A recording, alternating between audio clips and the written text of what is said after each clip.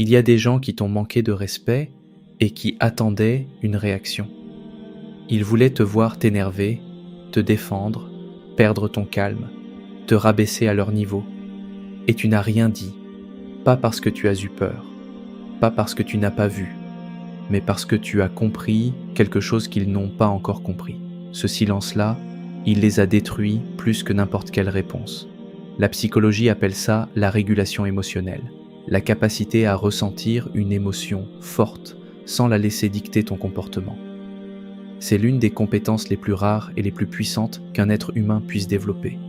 La plupart des gens réagissent, automatiquement, instinctivement.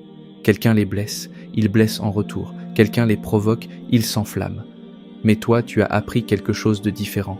Tu as appris que ta réaction est ta monnaie la plus précieuse et que tu ne la dépenses pas pour n'importe qui.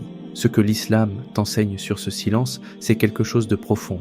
Le prophète sallallahu alayhi wa sallam a dit « Le fort n'est pas celui qui terrasse les autres. Le fort est celui qui se maîtrise quand il est en colère. » Rapporté par Al-Bukhari et Muslim. Relis ça lentement. La vraie force n'est pas dans ta réponse. Elle est dans ta retenue. Celui qui se tait face à la provocation ne perd pas. Il gagne sur lui-même. Et c'est la victoire la plus difficile qui soit. Allah dit dans le Coran, et ceux qui dominent leur colère et pardonnent aux gens, Allah aime les bienfaisants. Sourate Ali Imran, verset 134. Il ne dit pas ceux qui n'ont pas de colère, il dit ceux qui la dominent. Tu as le droit de ressentir, tu n'as pas l'obligation de réagir. Mais voici ce que ce silence fait réellement à ceux qui t'ont provoqué. Quand quelqu'un te manque de respect et que tu réponds, tu lui donnes exactement ce qu'il cherchait. Une confirmation qu'il a du pouvoir sur toi. Une preuve qu'il peut te déstabiliser. Quand tu te tais, tu lui retires ce pouvoir. Et ça, psychologiquement, c'est insupportable pour lui. Ton calme devient un miroir. Il voit dans ton silence tout ce qu'il n'a pas. La maîtrise qu'il n'a pas. La paix qu'il n'a pas. La profondeur qu'il n'a pas.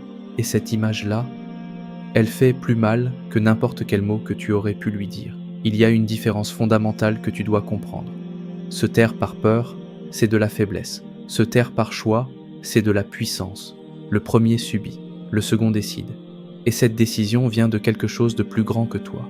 Elle vient d'une conviction profonde que Allah voit, qu'il enregistre, qu'il n'oublie rien. Tu n'as pas besoin de te défendre devant les hommes quand Allah est ton témoin. Ibn al-Qayyim rahmahullah disait « Quand tu sais qu'Allah est avec toi, tu n'as plus besoin du regard des autres. » Ce silence n'est pas de l'indifférence, c'est de la dignité. Alors, la prochaine fois que quelqu'un te provoque, souviens-toi de ça. Ta paix est ta réponse, ton élévation est ta vengeance, et ton silence face à quelqu'un qui cherche à te diminuer est la chose la plus puissante que tu puisses faire. Parce que tu ne descends pas, tu restes où tu es. Et eux, ils voient exactement la différence. Allah dit dans le Coran « Et les serviteurs du tout miséricordieux sont ceux qui marchent humblement sur la terre, et quand les ignorants leur adressent la parole, ils disent « Paix ». Sourate Al-Furqan, verset 63.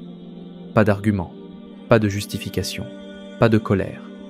Juste la paix. Qu'Allah te donne la force de rester grand quand les autres cherchent à te faire descendre.